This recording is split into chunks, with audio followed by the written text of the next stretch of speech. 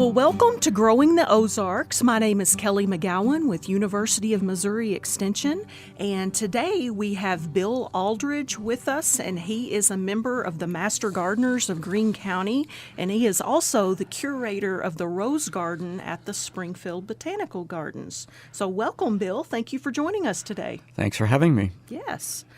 All right. Well, sometimes roses can have a little bit of a reputation of being difficult to grow, but if you just have a few tips and tricks for growing roses, they can make a great addition to the home landscape. Now, when people start shopping for roses at the garden center, what should they be looking for? Well, it depends on what type of rose you want to put in your landscape. If you want just a landscape plant that will be in flower much of the season, you're looking for more of a shrub rose. If you're looking for fragrance, if you're looking for the shape of the rose and make sure it's a really great rose to cut, you're looking for more of a hybrid tea rose. So there's different types of roses, grandifloras, miniatures, that you can look for in the garden center. Unfortunately, a lot of the garden centers, about 95% of the roses there are going to be knockout roses. Knockout roses are wonderful landscape plants. They have very low maintenance requirements. You don't have to worry about them in the winter. You don't really have to spray them during the summer for leaf diseases. And that's why they have become such a great plant for the home garden.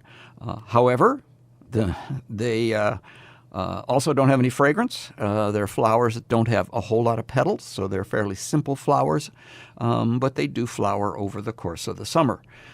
So if you want to have a little bit more of a challenge, you're going to look for different kinds of roses that are considered more of garden roses than landscape roses, which is what a knockout rose would be. Okay, very good.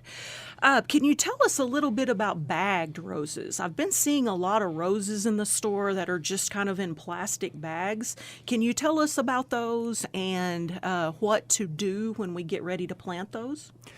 I would say that they are relatively foolproof because the way they bag them, they have moisture in the root zone.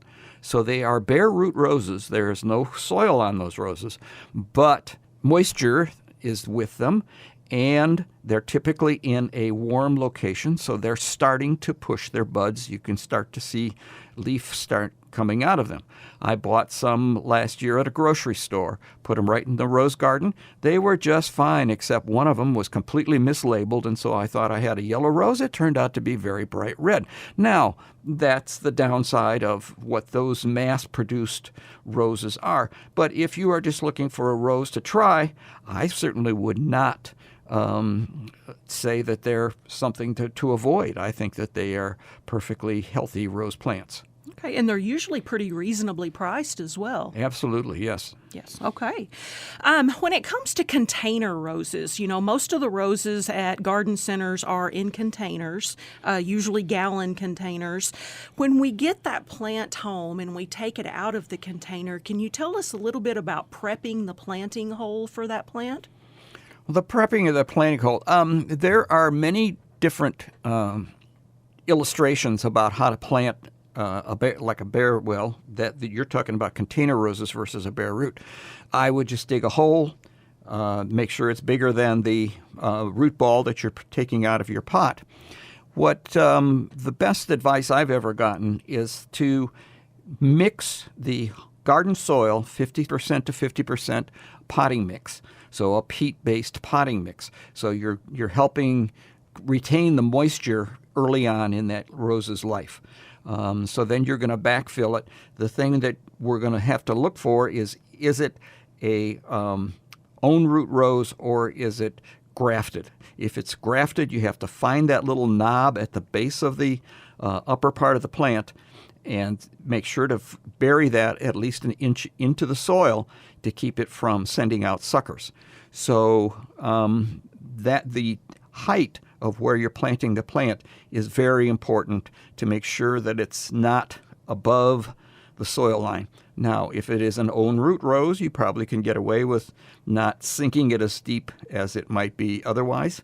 But it's kind of hard to tell sometimes. Is this an own root rose? Is it growing on its own rootstock? Or is it a grafted rose, a different rose on top and a different rootstock down below, the rootstock helping it get through winters is basically why they grafted onto a different rootstock.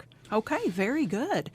Well, Bill, thank you for joining us today on Growing the Ozarks. And if people want more information, they can go to extension.missouri.edu.